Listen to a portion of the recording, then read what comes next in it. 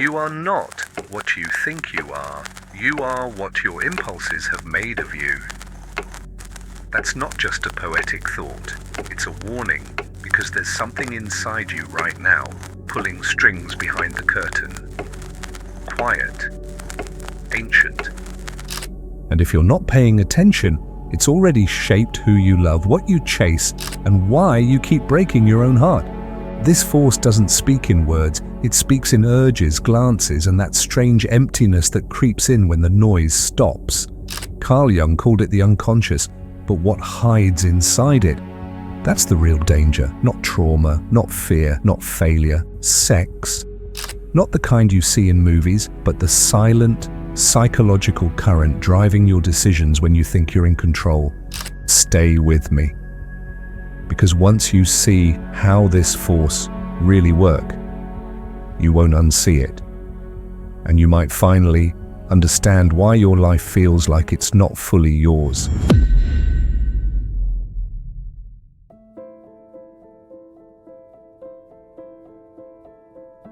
Let's get something clear. This isn't about scandal. It's about the power that pulses beneath your daily choices. Not the power you show the world, but the one that breathes through your silence, your longing, your drive to be seen. Jung didn't look at sex as physical, he saw it as psychic gravity. Libido, the raw energy that shapes your identity before you even realize it. And when that current is ignored, it doesn't vanish. It mutates into obsession, into burnout, into a life that feels off course. Because what you don't face in yourself will find a way to rule you anyway. There's a part of you that's always performing, even when no one's watching. You fix your tone, your posture, your smile, hoping it lands just right. Not because you're fake, but because somewhere deep inside you've tied your worth to how you're received. You call it confidence, maybe even ambition, but beneath that there's something older, a hunger to be wanted, to not be invisible. And here's the twist, when that hunger isn't faced, it doesn't fade. It hides in your habits. It becomes your hustle. And slowly, you forget the difference between who you are and who you became to be loved. You called it growth, but it was grief, wrapped in goals and muted through success. You wake up thinking you're in control, making choices, setting goals, building a life that feels like yours. But underneath it all, something quieter is pulling the strings. A need you've never named, but one that's shaped everything. Who you chase, what you tolerate, what you fear. Jung said what stays unconscious becomes your fate. And maybe that's why so much of your life feels scripted. Like you're following a map you didn't draw. That hunger to be seen, to be enough. It doesn't guide you gently. It steers you blindly. And unless you stop and face it, you'll keep calling survival freedom. Strength isn't silence. It's not pretending you've outgrown your desires or that certain parts of you no longer exist. That's not growth. It's denial dressed up as discipline. You can spend years convincing yourself you're in control while a hidden part of you, ashamed, silenced, ignored, makes the real decisions. It chooses who you love, what you chase, what you fear. That's the trick of repression. It doesn't kill the impulse, it buries it alive. And buried things don't disappear, they haunt, they leak into your moods, your cravings, the way you scroll for hours or grind through success until you forget how to feel. You think it's ambition, drive, maybe even discipline. But underneath the hustle is a need you never dared to name, the need to be seen, to be chosen, to be wanted. And when you don't face that desire, it doesn't vanish, it mutates. It wears achievement like a costume. It hides inside your goals, like decorating a prison cell and calling it home. And before you know it, you're not really living, you're just performing the version of a life you never consciously chose. There's always that one person who hits you like lightning. The connection feels cosmic, the pull almost unbearable. But what if it wasn't love? What if it was you finally unmasked? Around them, your guard dropped, your laughter came easier, your body remembered what it felt like to be fully alive. That wasn't them unlocking you, that was you, breathing without shame. And when they left, the hollow ache wasn't loss, it was recognition. Because they didn't complete you. They revealed the self you buried long ago. The version of you that's still waiting for permission to exist. Obsession feels like love because it burns the same way. Fast, consuming, impossible to ignore. But real love doesn't claw at you like that. What you're chasing isn't the person, the title, the rush. It's the echo of something inside you that's gone quiet. Obsession is just unspoken desire wearing a better outfit, dressed up as meaning, masked as destiny. And when you don't recognize it, it starts to run you. That's when the breakdown comes, not as weakness, but as a buried truth rising through sabotage. You ghost, you overanalyze, you ruin what you once begged for, not because you don't want it, but because part of you doesn't believe you deserve it. And that part, it's not broken, it's just tired of being ignored. Because when you don't express what you feel, your body keeps the score. That tightness in your chest, the restlessness you can't explain, the exhaustion that sleep never fixes, it's not random, it's energy turned inward. Your desire, your creativity, your fire, they all need somewhere to go. And if you keep caging them, they don't disappear. They turn on you, they fester, until one day you're not just tired, you're unraveling. Not from weakness, but from all the passion you were too afraid to let burn its way out. Desire was never the problem. What poisoned it was the shame you were taught to wrap it in. From early on, you were told to hide it, fear it, bury it beneath silence. But Jung didn't see sex as something dirty. He saw it as sacred, as the raw, electric energy that could shape your life if you let it. That same fire that draws you toward pleasure is also the fire that creates purpose, art, truth. Not by running from it, not by shrinking it, but by meeting it fully, because what you repress becomes your shadow. But what you integrate becomes your strength. This runs deeper than you. It's not just your silence, it's ours. We live in a world that teaches us to fear our own fire. Systems are built to tame it, dress it up, lock it away. Because if you numb desire, you numb power. And a person who forgets what they truly want becomes easy to shape. You follow rules without asking why. You chase lives that aren't yours. You confuse obedience with morality. That's not order, it's disconnection. And the cost isn't just personal, it's generational. Because when one person forgets their fire, the whole world gets a little colder. You called it control. Holding your tongue, shrinking your needs, staying in line like it meant strength. But what if it wasn't strength at all, just fear dressed as discipline? What if survival became your personality? Reflexes mistaken for choices. You weren't evolving. You were reacting, dodging pain, chasing approval, living by scripts you didn't write.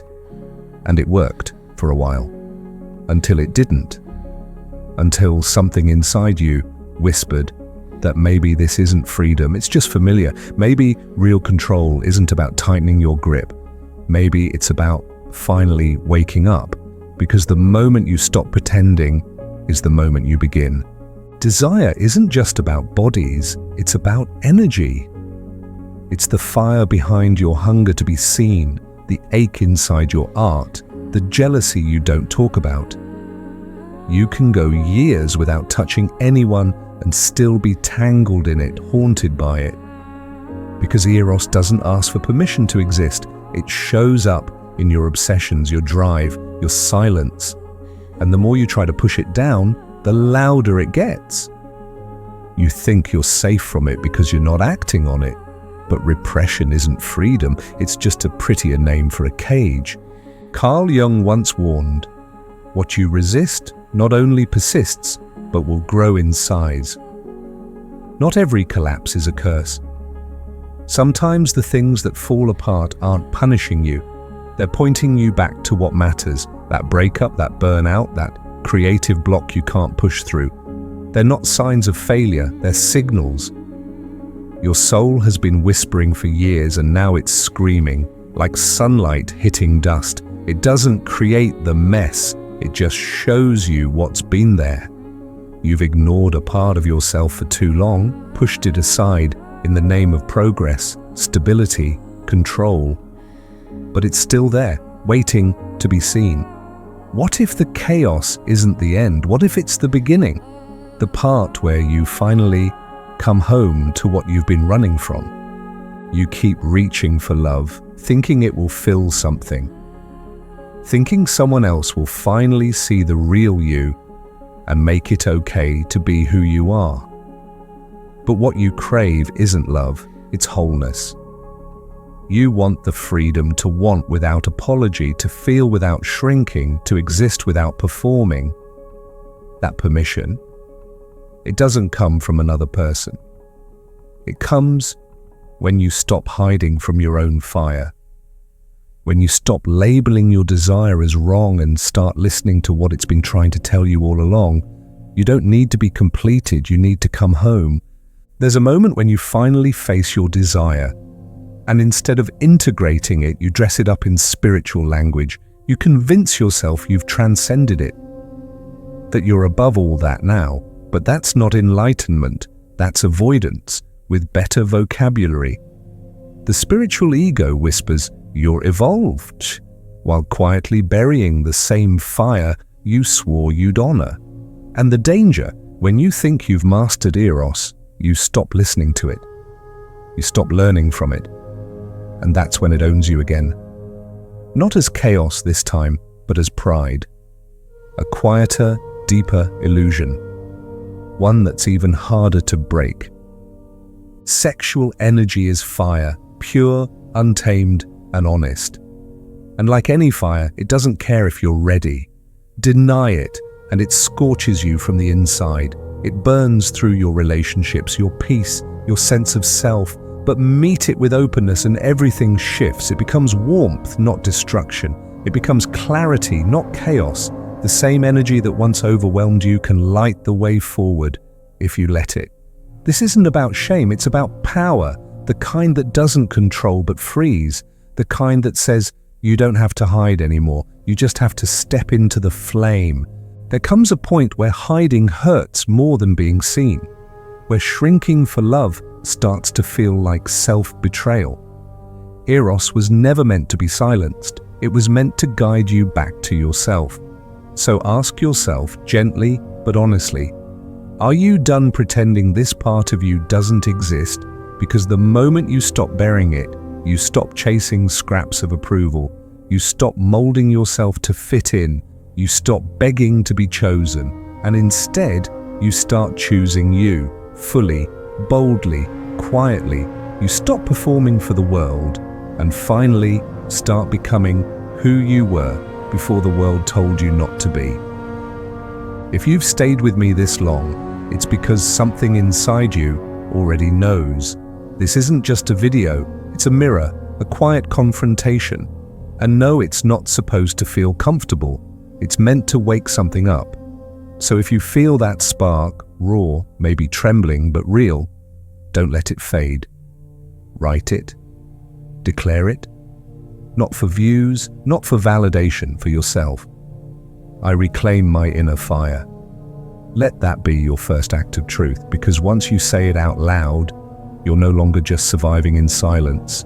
You're choosing to come alive, and that changes everything. If something stirred in you, something raw, uncomfortable, maybe even painful, that's not a wound. That's the start of an awakening.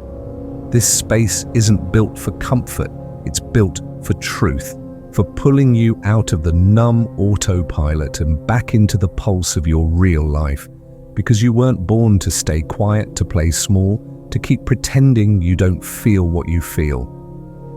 So if you're ready to stop sleeping through your own story, subscribe. Not for content, for connection. For the part of you that's done hiding. This is where we stop pretending. This is where we start becoming.